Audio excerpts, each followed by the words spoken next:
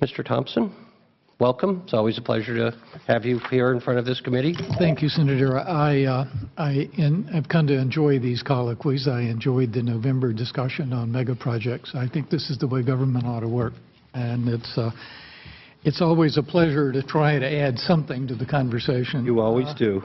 As you know, we're required by the Act to comment on business plans of the authority, and we're putting together our comments. I had hoped to have them by today, but my secretarial staff, which is me, has not finished the task. But we will be submitting them soon. What I'm going today is comment on overall comments on what I think we're going to say.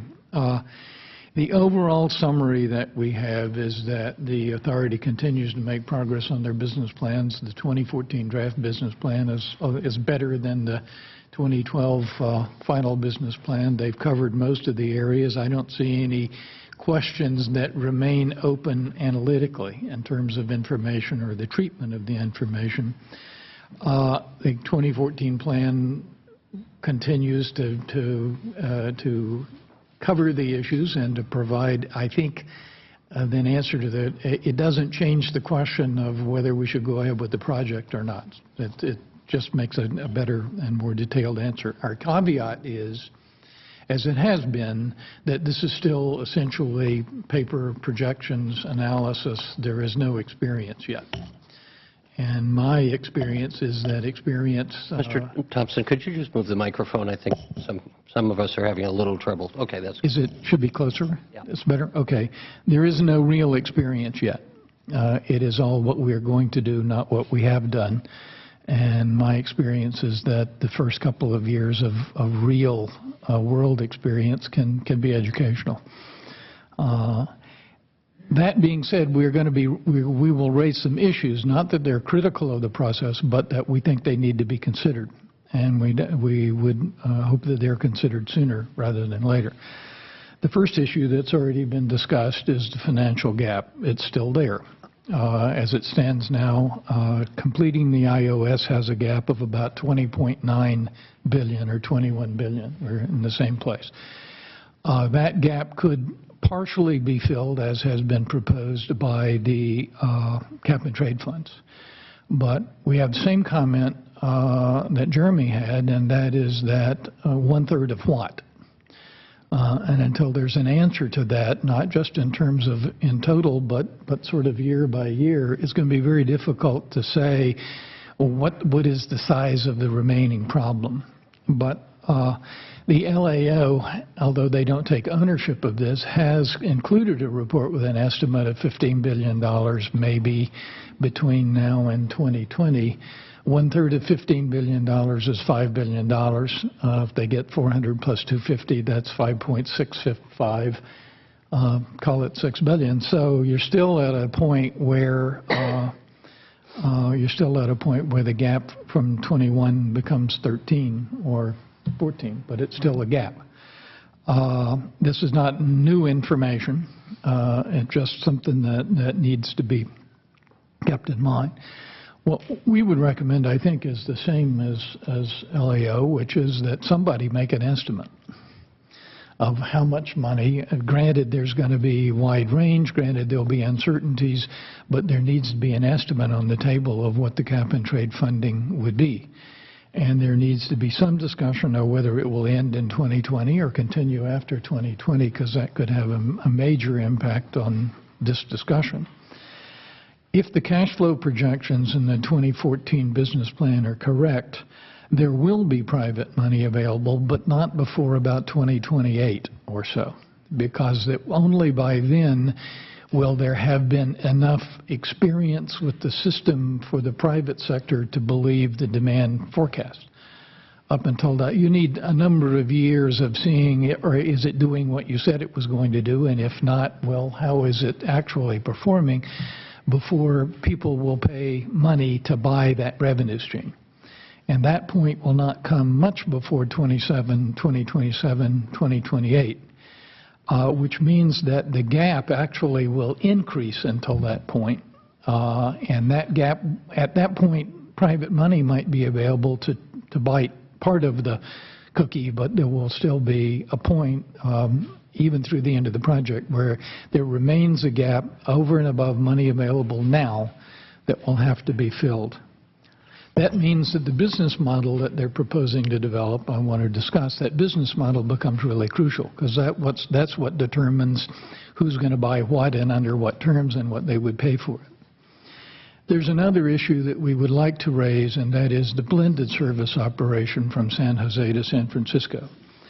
That is an extremely complex problem having to do with the floor height of the cars, the height of the platforms, the height of the wire, the positive train control signaling, a number of interactions which are only going to get worse as Caltrain traffic grows and as high-speed rail traffic is added to it. This is not a statement that the parties aren't working together or trying to solve the problems, but there is a risk, in our opinion, that one or the other of them will make a short-term decision that will ultimately have a problem in the long run. If, for example, Caltrain doesn't build platforms, the operation of the Caltrain system as the traffic increases will become harder and harder to manage on time. And if they don't manage on time and they're operating on the same tracks as high-speed rail, then the timeliness of the whole system could be affected. So what we would recommend is that the legislature ask for a joint study or a series at appropriate times of joint studies by the parties involved that address the issues and state how they're going to deal with them. So you can be sure that one of them, with the best of intentions, has not made a short-range decision that you suddenly wish you hadn't made about 5 years later, which is the way these things tend to happen. There's another issue there, and that is grade crossings. Grade crossings are a problem today. 20 people a year are killed on the Caltrain grade crossings. That is only going to get worse as you have high-speed trains, and it's only going to get worse as you have more and more Caltrain trains, and it's only going to get worse because the road and highway traffic is also going to increase. So this is a problem that's not going away, and we think the legislature might want to require all of the parties to get together and submit a plan for how to deal with it. I really hate to think of a high-speed train at 110 miles an hour hitting a truck in the middle of Mountain View, California. It would not be a good scene. The demand models that they have developed now have gotten about as good as they're going to get at this stage in the process. They show some differences in pattern, fewer longer haul, actually a shorter average haul, more recreational travel, less business travel, other things, none of which are surprising. Moreover, they've made it much clearer than has been in the past what the range of outcomes can be. So they're using 25% as the low estimate, 50% probability as the middle range, and 75% probability as the high end of the range. That gives you a factor of 2 almost in the demand from the low end to the high end. That's a pretty good range. But at least now the range is clear, and we know, I think, what it means. On the business model, the general planning for the business model, that is, they will build it themselves, possibly operate it under a management contract at the beginning, and then shift as soon as they can to some kind of franchise or concession arrangement where they will actually sell the revenue stream. That's good in general, but it needs a lot more detail before the private sector will be in any position to say, this is how we would like to interact with you, or if you do it this way, we will bid more. If you do it this way, we will bid less. Those details need to be put on the table. I'm not saying that they've done it wrong, just that more detail will give you a much better picture of what kind of money can be raised. The ARA money, as you know, has a deadline, September 30th, 2017. Whatever isn't completed with that money at that point, the money is not available anymore, can't be brought back. We've discussed this with the authority. Their belief is that if construction can start on time this summer, partly because of the front loading of the money, that there should be no problem with spending the ARA money. But it is an issue that we need to keep in mind. Finally, an issue that in the 2014 business plan, that in the 2012 business plan, service to Anaheim via Norwalk was included in part of the plan. In the 2014 business plan, the service south of LA Union Station is no longer there. There were reasons for this, but Norwalk and Anaheim together had more passengers than LA Union Station did. And we certainly think that in the 2016 business plan, if not at least some discussion in the final 2014 business plan, this issue should be revisited, because they're going to be building through train tracks now at LA Union Station, and a lightweight connections providing single seat service all the way to Anaheim would be entirely possible. I know they are discussing this, but we would certainly recommend that it get more attention. Those are the issues I wanted to raise. Thank you, Mr. Thompson. Just a couple questions. A lot of honest, I think, evaluation of which the committee's come to expect and appreciate from you. Going back to our previous hearing, since you started on that, on mega projects, one of the suggestions, and I love the delivery and the comment from the gentleman who was Skyped in from Oxford when he said that sometimes these early estimates on mega projects were strategic misrepresentation, and then he paused and he said in his British accent, otherwise known as lying. But part of the suggestion when we went through that hearing was maybe the legislature, in considering these big projects, shouldn't just look at it's just one range, that there be a range of, and when you look at the moving parts, as you said, and particularly of concern is your comments about 2028 as being probably the earliest of getting private sector money, and the lag, and the fact that we haven't identified the funding, even with your arithmetic of $13 billion in the initial segment. Wouldn't it be better to ask the authority to come back as part of this request to have different scenarios, as was suggested in the hearing on mega projects? So you could have what they're suggesting now, but clearly, given the research, while it isn't definite that costs are going to go up, we should consider that they may go up, and in that case, what's the gap going to look like? So I wonder if you could respond to that. You were here at the committee when we heard those suggestions. And I don't know exactly which one suggested those, whether it was a representative from Massachusetts in the Big Dig or from Professor Ibbs, but you were part of that panel, so I wonder if you could respond to that suggestion. Well, obviously, scenarios that show you what can go wrong as what can go right are really important, and those are usually left out in an awful lot of the discussions. The authority has gone a long way, I believe, in showing you the range of things that could happen. But your point is the same as ours, I think, that the funding plan or some version of a funding plan that shows how the gap could be filled or might be filled or what happens if it gets bigger, that certainly needs to be there. Otherwise, you still don't know what you're buying, what kind of risk you're buying on the financial side of this project. That's very clear, I think. So from a risk management standpoint, wouldn't it be best if the legislature, before we appropriate these funds, given the still lack of identified funding source in continues to be a very difficult budget with a lot of unmet demands on us, and I'm talking about not just transportation, but everything. And we can talk about unfunded pension liabilities, we can talk about the social safety net, we can talk about the California Transportation Commission's unmet needs on the operations of the existing system.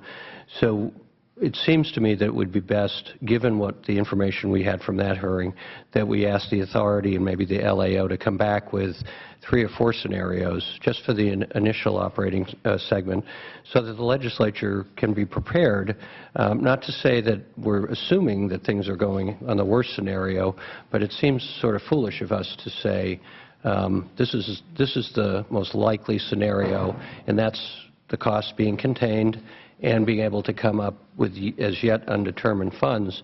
And then I guess maybe this is for the LAO as well. It seems to me that your suggestion is very clear that the legislature needs to ask the authority to, with some, or the administration, since it's their budget proposal, with some specificity, say where in the budget they would propose above and beyond the cap and trade funds, where those funds might come from. Because if they're not coming from external funds, clearly then the general fund is obligated to do that. So you could even come out with suggestions, or we could just ask the authority. Maybe, Mr. Thompson, have you had those kind of discussions with the authority? Is where are you going to fund the gap, or are we just going to go with the assumption that somebody's going to come? Well, we have had those discussions clearly. I think the issue would be to move from possibilities to some set of proposals. We know what the possibilities are, but to see them transformed into something that could, under various scenarios, be made to work, I think would be very useful. So for our timeline, it's the end of March, almost April Fool's Day. We've got roughly 3 months in the legislature. I just think it's really important for this committee and for the budget committees in the entire legislature to have that scenario.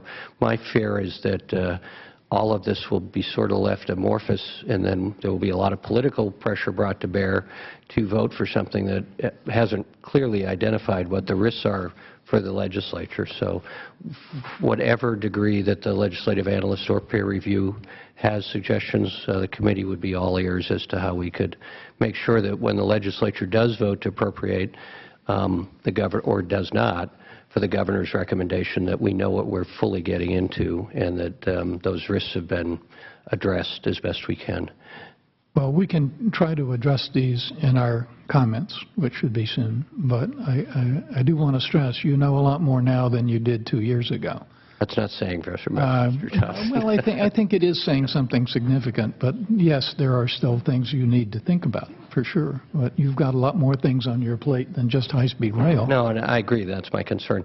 So one last question, the wonderful work that your group has done, Mr. Thompson, particularly vis-a-vis the blended suggestions, which, of course, myself and some of my colleagues, the former chair of this committee, now Congressman Lowenthal, were supportive of. And then you mentioned a segment I'm particularly interested in, given where I come from in the state, Northern California, and just the operational challenges around getting Caltrain electrified.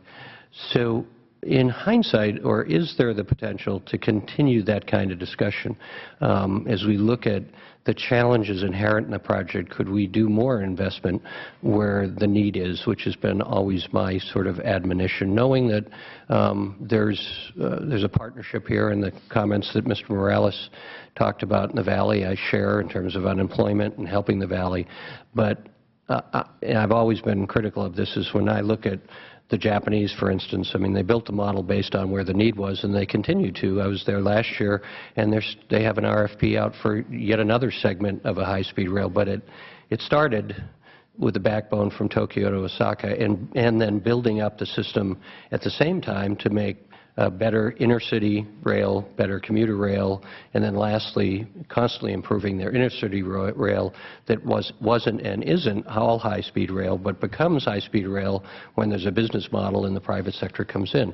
So as we discuss this, I'm more and more interested in, and I know everyone who supports the project as is. I don't challenge their fervor and their belief to continue to go, and they may be right, I may be wrong, but it strikes me that with all these moving parts, it would be wise of us, all of us who share the ultimate vision, that there is, for lack of a better word, variations on a Plan B that would still be consistent with what the voters have voted for. And I wonder if you'd comment, is this one plan and only plan, and that's it?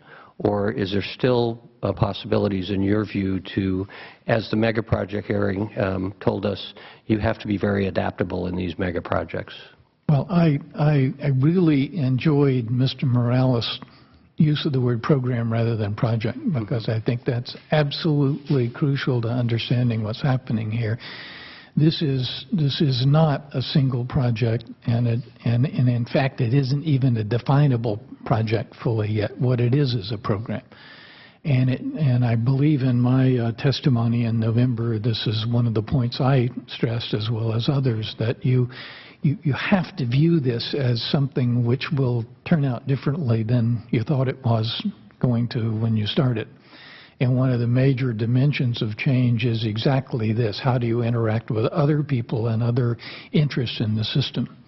And it's why we made the point very early on that investment from the beginning should not be focused just in the Central Valley, because that was missing the points on the ends where there already are a lot of people who will benefit from the system. And it's also the reason why I stress that our concern about making sure that the blended system is truly blended and jointly developed. That's going to be important.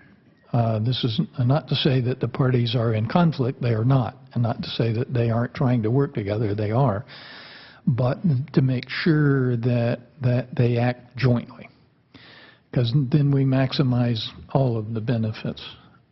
That will also, but it's also going to raise a lot of other issues. For example, I talked about business model. The business model of a single-purpose railway is one thing.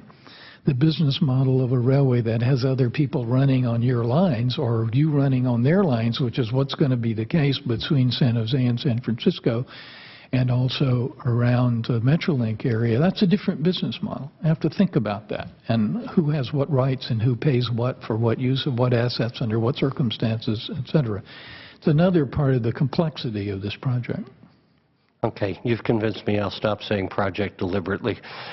Well, I will too, program. Morales. So the projects within the program, I just wonder if you could comment, given all of the changes on the TOS lawsuit, and the argument, even if you didn't have a lawsuit, that you cannot complete the engineering challenge within the program, given how we've changed to get from 2 hours and 40 minutes from the Transbay Terminal to Union Station. Could you care to comment on that? Is it still physically possible, do you believe, to adhere to that in what we told the voters? We commented on this in our letter to you in August. The current planning would have an operation of more like 3 hours and 8 minutes from San Francisco to Los Angeles Union Station. That takes into account a number of real-world scheduling issues as well as the engineering design issues. What that means in legal terms, I really don't want to get into, because I don't know enough about the legal issues to have an opinion that I would want to defend in court. But from an engineering standpoint, it's your belief it would be, under the current program, it would be 3 hours? Under the current design of the project, you could in fact run a train in less than 2 hours and 40 minutes from San Francisco to LA Union Station. You wouldn't on a schedule, but you could do it physically. Okay, that's a and I think what may be more important is that let's assume 10 years after this project there are people falling out the windows because there are so many people on the train, you can always improve it. It could always be improved in a number of different ways, but that would involve money and more investment. But it's not impossible to build a system that would operate on a 240 schedule if ultimately the demand justifies that. Okay. And for the LAO, we can have further discussion about this, but I think this kind of information would be extremely helpful for the committee, I think, in the legislature, is sooner rather than later an analysis of these kind of moving parts as we consider the governor's request for the appropriations in the budget. And it would be helpful, and perhaps we can have that discussion through the LAO and through the committee with the authority and Mr. Morales about the things we learned from the hearing on mega projects, is that understanding that people may be worried about how the public perceives different scenarios. I think it's prudent that the legislature get different scenarios that may or may not come to fruition, as we've learned. There's lots of variables in these big programs. But the purpose of having this hearing, in my mind's eye, was at least to start this discussion knowing that we've got a quarter really to make a very large decision in terms of going ahead with the appropriation as requested, or some modification of that, or rejecting the proposal and coming back and having a discussion at the same time that there are going to be discussions and decisions made in the judicial branch that may or may not affect our decisions in the program. This is twice in a row I've said program instead of project. Any other comments from either of you? Comfortable with the direction? Yes, we'd be happy to work with your staff on that. Okay.